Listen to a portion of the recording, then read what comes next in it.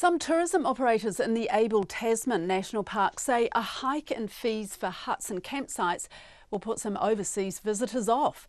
But that's not necessarily a bad thing. The government plans to make foreign tourists pay twice as much as locals to stay in tramping huts on 4 of the country's great walks, including the Abel Tasman track. From October, overseas visitors wanting to stay in any Department of Conservation huts in the Abel Tasman will need to fork out $75 a night. On the Milford track, they'll pay $140 for a night in a hut. Here's our Nelson reporter Tracy Neal with the story.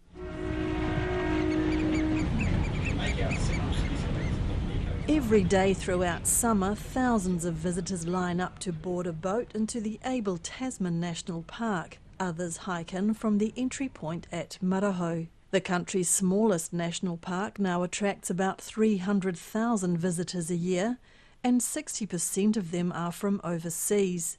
Daryl Wilson runs a large tourism operation there and says the plan to increase fees for overseas tourists at dock sites is not altogether a bad thing, even if it puts some off visiting. Well, this is a trial of charging for what has historically been subsidised accommodation within national parks. I think as a country it's timely and probably overdue that we reassess that.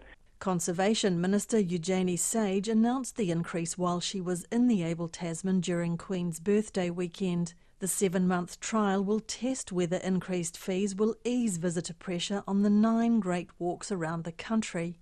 But Daryl Wilson believes it's a commercial decision on DOC's part. The Abel Tasman's managed.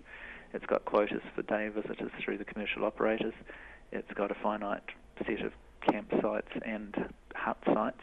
So there is no expectation in my mind that the Department of Conservation is expecting numbers to reduce. What they're expecting is to get a realistic revenue stream from those that are using some of their assets. Mr Wilson says in the past it's been commercial operators who've had to wear the cost increases through hikes in the concessions and levies they pay. He says it's only right that DOC moves to a fairer user pays model. Other operators agree but reckon a tax at the border would be fairer. Robert Kay owns a batch with his wife in one of the Abel Tasman's few private enclaves. Rather than differentiate between the tourists and the Kiwis, they should have just equalised it and charged an additional fee and made it equitable right across the board. Mr Kay has been a regular visitor to the park since the 1950s. He says tourists from abroad should be prepared to pay their share of maintenance costs. I certainly haven't got anything against them, but what I feel is that tourism should pay equitably to maintain these facilities, just as we do when we go to other countries. Daryl Wilson says user pays fees and charges are common around the world. An annual pass to the Yosemite National Park in California's Sierra Nevada mountains is $70. A mountain hut fee on the Appalachian Trail can cost up to $140 a night, but that includes dinner and breakfast. German tourist Max Michel, who was on his way to the Abel Tasman National Park today, says he wouldn't pay $75 to stay in a hut there. Yeah, that's quite a lot actually. I mean, if I think about it, we're already that broke at the moment that we need to take care of not driving too much. So because the fuel price has exploded in the last 2 weeks. And what about buying food here? Do you find that really pricey? Well, in comparison to Germany, it is. The Department of Conservation expects to bring in an extra $3 million during the trial period.